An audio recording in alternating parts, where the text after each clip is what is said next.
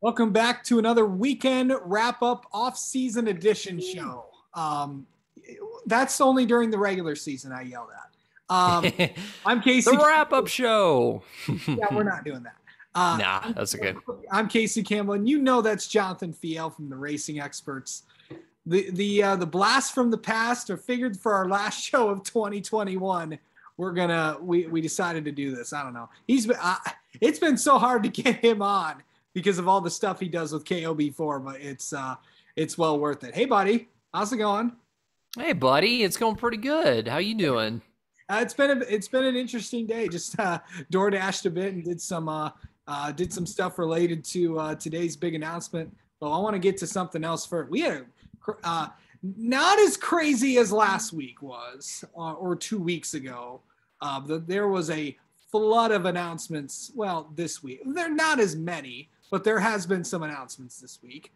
How about Colleague Racing? They confirmed their driver lineup, but I think the most interesting one out of the bunch is that, obviously we know AJ Allmendinger, and I think we confirmed Daniel Hemrick are going to go race there, but it was also Noah Gregson's going to be racing for Colleague Racing for about 14 races in the Cup Series. So 3 out of the 4 Championship 4 contenders from last year are going to be in that car. And also all 4 Championship Xfinity 4 members are going to be racing Cup next season. How about that? That's exciting. We have Noah Gragson, we have Daniel Hemrick, we have AJ Allmendinger on the same team. And of course, they're going to be running the number 16. Justin Haley's going to be running the number 31. Really it's going to be fun to watch that team next year. I think that especially watching AJ on the road course is going to be really exciting. I think he'll contend with Cindric and Chase and Michael McDowell, Kyle Larson, and others. And then it's going to be interesting to see Daniel Hemrick get a second chance at the Cup Series because, of course, we saw him back in 2019 where he got to drive that number 8 car, but that was really an off year for Hendrick Motorsports. Richard Childress Racing, the team that Hemrick raced for. There are too many Hendricks and Hemricks and all that. For Chevrolet overall, including RCR, who Hemrick raced for in 2019, it was just an off year for them. And I think now, just with the next gen car coming, this is going to be really good for Daniel Hemrick. It's going to be really good for Noah Gragson, too, who doesn't really have much experience in the Cup Series. Aggressive driving style, I think that's going to be really good for Colleague Racing to be able to get a lot out of those cars and for him to be able to compete closely with those drivers. For shizzle. That's there. Hey, speaking of Chevrolet bow tie brigade, Chevy team made an announcement today. But yes, Our Motorsports. Did you expect 3 cars? But they're going to run 3 cars. So Brett Moffitt will be in the 02. He will be returning to the team. Jeb Burton, of course, who was at Colleague Racing. Of course, Jeb's been saying for months that he has a ride. Well, today we found out where he is going. He'll be going to Our Motorsports on a multi-year deal. That's an interesting thing. But the curveball that no one saw coming, unless you know, Anthony Alfredo is going to be in the 23.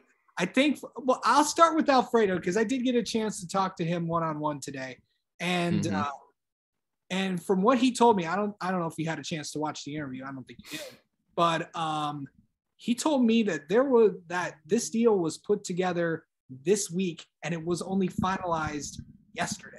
Basically, he had to get on a flight this morning from Connecticut, where he was spending the holidays, come down to Charlotte, and because the announcement was at the NASCAR Hall of Fame.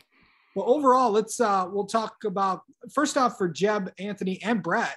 This is a pretty good team, but I think we were all always questioning where Anthony Alfredo was going to go because no one really knew what he was going to do after his rookie year with Front Row Motorsports and stuff. And we kind of knew that, and Jerry Freese told me, Todd Gilliland, they always knew they wanted him in that car, but we didn't know where Anthony Alfredo was going to go. And this was kind of a surprise. It was a surprise. Cue the Bugs Bunny meme there with this announcement for Jeb and Anthony and Brett. I talked about this a little bit on my Twitter about how our motorsports is going to be really stacked come this season, where you have Brett, who's been with the team for the last couple of years, and of course is a truck champion with a lot of wins. Jeb's been around for a while, a lot of different teams. Of course, he ran his first full-time Xfinity Series season last season. Anthony, who was in the Cup Series last year, had never raced a full-time NASCAR season before 2021, but had some really good runs at the end of 2020 with RCR. I think a lot of people forget about that. He had that race at Texas where he ran up front with the RCR number 21. I think he even took the lead from Kyle Busch at one point, or got really close to doing so. So I think that this is going to be a good season for our. The one thing that I think might hold the team back are just sheer growing pains, of course, because our is a relatively new team, and going to 3 cars for the first time, when, I mean, they've run multiple cars in the past, but 3 cars is going to be interesting. I think the first part of the season might be some growing pains for the team, but I think we'll really see their true form come playoffs time, which would be perfect for them. Okay, so also our Motorsports announced their crew chief lineup as well. Here's a bit of a surprise there. Jeff Hensley, of course, who has spent a lot of time in the Truck Series. He's going to be Brett Moffitt's crew chief. Chad Walter, who I believe was also in the Truck Series as well, he's going to be paired with Jeb Burton, and then Pat Tryson, of course, who's been around forever, our true crew chief forever, is going to be with Anthony Alfredo. Also, I'm not sure if I said this already. The numbers were also confirmed as well. Brett Moffitt will be in the 02. Anthony Alfredo will be in the 23, and Jeb Burton will be in the 27. Kind of significant for Jeb there because, remember, as you may point out, or someone may point out, that is also, I think, the number that Ward Burton ran for a number of races when he was running what was then, I think, the NASCAR Busch Series or something. Yes, that's correct. That Bruco number 27 Ford. I remember that from back in the day. My little cousin had a number 37 car that had Cub Foods on it. If that doesn't tell you I'm from Minnesota, I don't know what will. But yeah, it's good to see that Jeb landed on his feet because, we saw Nutrient Ag Solutions dropped, from Jeb's deal over there at Colleague and, kind of just floating about. Really talented driver, really clean driver too. And I think he'll do some good for our motorsports. And I'm glad you brought up the crew chiefs too, because I think while our motorsports is going to have some growing pains going to 3 cars, I think just having guys who are so experienced like Jeff Hensley and Pat Tryson, especially, and also Chad Walter, it's going to really help that team. Pat Tryson, my gosh, he's been around forever. It feels like forever. He worked with Mark Martin, back in the 2000s, and other driver. He worked with Kurt Busch and other drivers, and so that's going to be really good for the team. They just need some good experience, some good blood in there. That'll be good. The crew chief lineup is going to be solid for them. Yeah, from when I talked to Anthony today, he's really excited about working for Pat Trice. Another detail I want to mention, remember when we talked about back earlier when I told you about our Motorsports is going to be moving shops. They're going to be on the RCR campus as well with a lot of the teams. Of course, as you may know, they've been operating out of the GMS shop until BMR came in there. And so they will move to the RCR campus. So yeah, they're also moving shops kind of in that Chevy campus. It's good to see them on there. Well, I think Colleague is there. The Petty GMS team is there as well. So I believe some other Trackhouse is there. Oh no, Trackhouse took the Ganassi shop. I believe that's going to be a lot of shops. I forgot about Trackhouse leaving there. They also they took the Ganassi shop. I forgot that. Yeah. See 2021. It's still, now we're kind of transitioning into 2022. We've already had the Awards banquet. Now we're fully into it. So it's good stuff there. A couple loose ends to tie up. DGM Racing announced this week that Mason Massey will be in the 91 car this week. Of course, he was with part-time for BJ McLeod. He's going to run a majority of the races. However, the team did tell me that can change The team does plan to run at least 2 full-time entries this year. Details to come. Of course, big shout out to Megan Goslin for helping me out with all that info this week. Also, DGR, the funny DGR. That's exactly what I was thinking when you said DGM. They also had an announcement too. Yeah, they did. Haley Deegan is going to be back. Of course, TobyChristie.com reported that back a while ago that they were going to be back. They also reported that Tanner Gray will also be back with the team. I also confirmed that as well. Taylor Gray will also be running kind of some races. Still waiting for their team's ARCA plans to be announced. Also, the ARCA Menard Series TV schedule was announced this week. Of course, the biggest change there, it was already announced, something we talked about a few weeks ago, that Flow Racing is going to be broadcasting the East and West. So Track Pass moves over there off the NBC Sports thing. But also, if you miss the races, it will be tape delayed on USA, but you can get all 20 ARCA Menard Series races either on FS1 or on MAV TV. And for the MAV TV races, it will still be simulcast on Flow Racing. It will be simulcast on Flow Racing because not everybody gets MAV TV, but I do. You know, one thing I got to say about the races being aired on USA Network, that's really interesting that we're going to see these races on USA because, you know, they've been on, just looking in the past, they've been on NBC Sports Network, they've been on Speed, they've been on networks that have some reach but don't have a lot of reach. But now you got USA Network, one of the biggest, you know, cable networks in the US, and you're putting those races on there. I mean, albeit it's not going to be a big event like a Cup race or an Xfinity race, but that's good to see for the series. Yeah, of course, USA is obviously available on most cable packages, most basic cable packages, I should say. So maybe that'll help out NASCAR's ratings a little bit. Also, speaking of NBC USA, a lot not NASCAR related, but they did announce today that James Hinchcliffe is going to be part of the NBC team for IndyCar. Of course, that he effectively replaces Paul Tracy, who confirmed that he will not return to NBC Sports. So obviously Hinch is a good part on TV, so that will be good there. That was a good footnote there, Casey. It was. How about forgot about this. Todd Bodine, the Onion is back. They announced this week that he'll be racing the 6 races for the Halmar Friesen team. Of course, that's Stuart Friesen's team. No number confirmed yet, but the 6 races that he'll be running are. God, I hope I get these. Help me out here. I gotcha. Sonoma's going to be one, so that'll be interesting. Texas is going to be one of the races he runs. Nashville, I believe he's also running, and his final race will be at Pocono. So he's running a lot of the track. I'm forgetting one. Help me out here. He, another thing too, I just want to mention too, is he might be running the number 62. I know that was the number that Jessica Friesen ran last year at Bristol Dirt.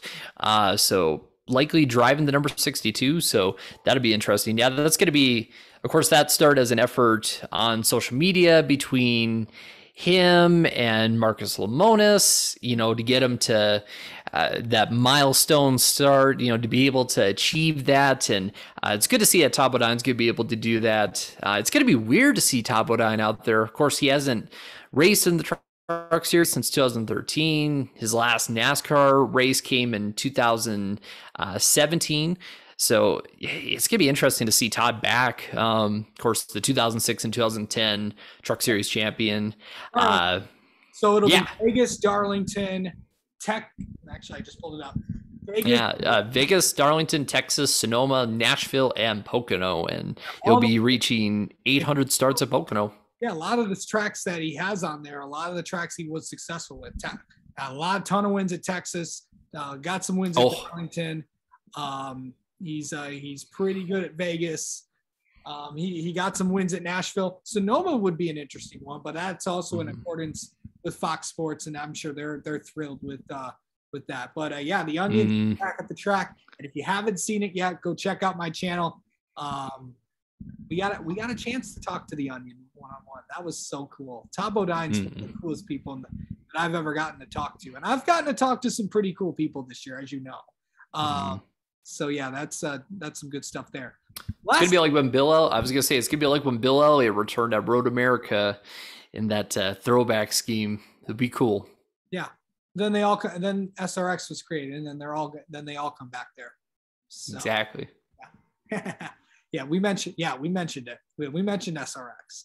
We mentioned SRX. We'll get back to that. In a moment. But we will. They'll have some news later on.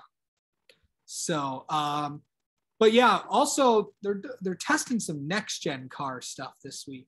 You and I were talking about this, and so it looks like they've tested some packages. It's like 70 horsepower package. The drivers seem to like it, and I think it would work out well in races.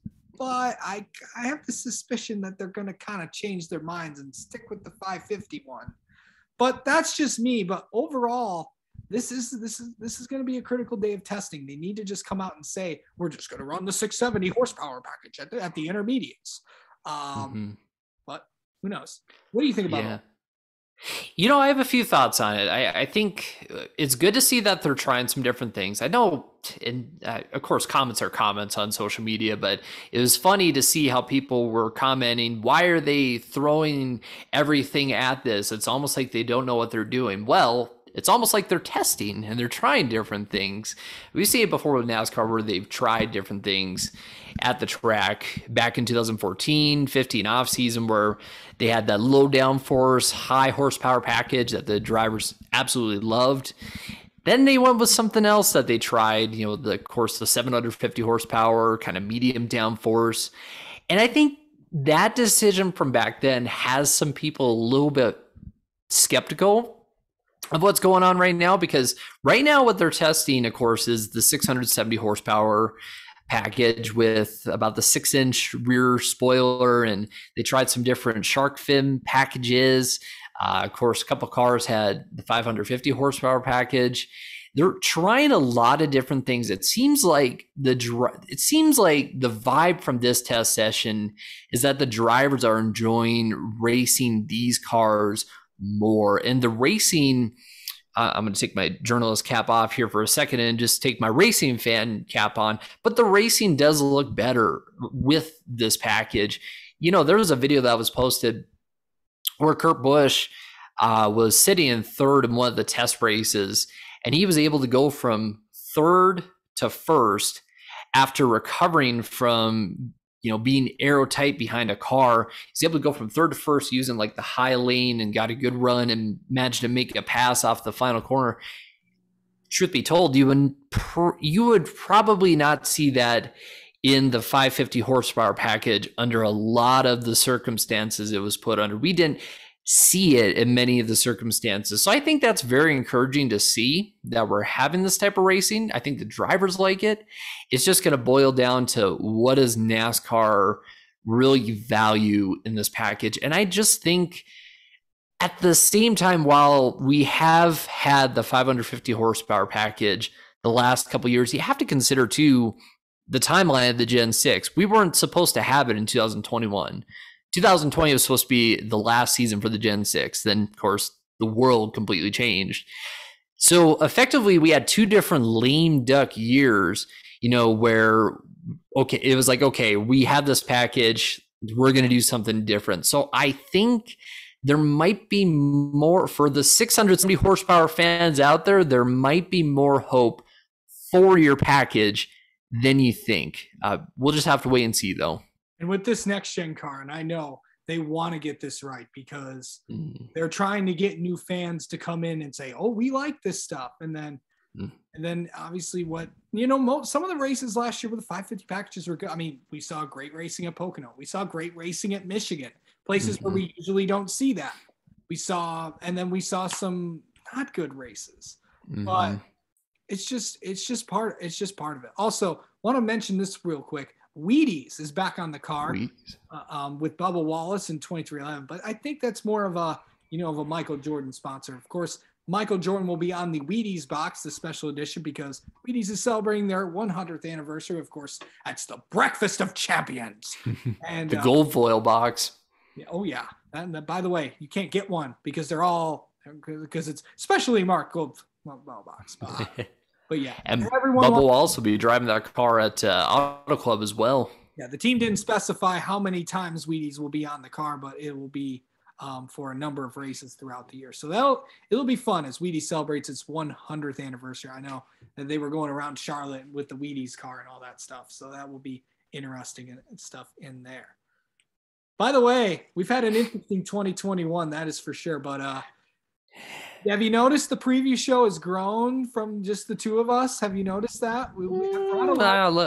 Let me check my phone. Oh yeah. No, we have grown. It's exciting. Yeah, it has. We've added a couple new people to come on. But the good news is they're all people that have been on this channel before. Of course, of course, Mitchell Brewer has been on a majority of the year. But we're also adding some people that you're kind of starting to see. We're adding RJ Starcevic, of course, who does the NASCAR report on Instagram and all that stuff. Nathan Solomon, of course, who does a lot of work with the podium finish. He's been on here a lot, helping me out as well. Marty Zakala from ROC Sports. That's a throwback for me personally. That's cool. Oh yeah. And you want another one? We decided to add another one of your good friends on there. Of course, Taylor Kitchen, who hosts her own podcast, the Beyond the Above the Yellow Line. Thank you, Jonathan. The Yellow Line podcast. If you haven't gone and subscribed, go ahead. Taylor was on here last week, recapping all the big news, and of course, she also contributes for the podium finish as well. Of course, that's Rob Tiangson's company. We'll have more with that in a minute. Actually, no, we'll save that for later. We'll skip over for now. Love you, Rob. Yeah, we do. I also love you too, Toby Christie. We'll get to you in a minute. Oh my goodness! And then, of course, the last one we added Harry Loomis, of course, who's become Behind the Wall. Of course, that's a pretty much a new site, but we've all kind of gotten to know each other because we created a group chat. We've talked about some interesting things on there. So yeah, we have. So yeah, and by the way, we're just growing for the show in 2022. The show's going to look, it may be different. I don't know, but he and I have came up with a lot of ideas about how we wanted to do this, but it's definitely going to be, we're in for a fun season in 2022. Still got some wrap up shows to do in January. We'll get to, and then we are full go for the LA Clash, which I've heard is going to be interesting. And then we got the Daytona 500 starting up in February. Cannot wait for that. I think we're only 66 days away, according to Larry Mack's counter. So it's still a lot of news, still a lot of silly seasons, still a lot of drivers to be announced to rides and stuff. I mean, a majority of drivers have announced what their plans are for 2022. We're still waiting on some more to get. Of course, we'll cover that all for sure. And of course, the interviews are going to be coming. I mentioned the Anthony Alfredo interview. We talked to Todd Bodine. Last week, we talked to Jeremy Clements. We talked to Tommy Joe Martins this week as well. Raja Caruth. We talked to him. Nick Sanchez. We've gotten to talk to some cool people. Yeah, Stephen Parsons yesterday. Josh Williams last week. Talking about his announcement. It's just been fun, and it's only going up from here. Of course, we're growing. The YouTube channel's growing as well. 293 subscribers. If you haven't subscribed, if you like what you see, hit make it 294. Yes, let's get up to 300 by the end of the year. That would be awesome. We're really growing on this channel, and cannot thank you enough for all the support that you've given me and everyone on this channel a lot. And guess what? We're going to do something with the picks this year too. How about that? Mm-hmm. We're all going to compete for a championship, and between the 8 of us, I think we're all gunning for it because we're going to be competitive on that one. So now, if you want to pick the same person as somebody else, you can go right ahead and do that. But it's probably not recommended because we're now going for a championship at the end of the year. So this is spice things up a little bit. So yeah, but lots of big things, and I cannot thank you personally enough because you started this with me. So we're doing this together. 2022 is going to be an awesome year, and we can't wait to have you all along with us. This is the last show for 2021, though. We really want to thank everybody, all the teams, NASCAR Communications, thank all the NASCAR PR people as well. I also want to thank you, along with Mitchell Brewer, RJ Starcevic, Nathan Solomon, Marty Zakala, Taylor Kitchen, Harry Loomis, Michael Carey, everyone that's been on this channel before. Also Charlie Crawl, who you've seen a lot. The ARCA preview show's coming back next year as well. Got to also thank my good friend Matt Tift as well, and a lot of all my driver friends. Really, really appreciate you guys for all the support that you've given the channel all year long. But that's going to do it for this edition of the Weekend Wrap Up. We want to wish you a Merry Christmas, a Happy New Year. Happy Hanukkah, Happy Kwanzaa. Merry Festivus. Gotta get all these holidays in there because that's what we do. Not the general topic. I want to shout out every one of them. So did I miss any of them? I think you got them. Boxing Day for our Canadian friends. Oh yeah. Joe Strigley. Joe Strigley. Yep. Happy Boxing Day. Yeah, it's definitely good there. Happy Boxing Day, Shrigley. We love you. Yeah. All right. For Jonathan Fial and Casey Campbell, for everybody here, hope you enjoy your holiday break. We will see you in 2022. Still more content to come, though, in the next few weeks, though. A lot more.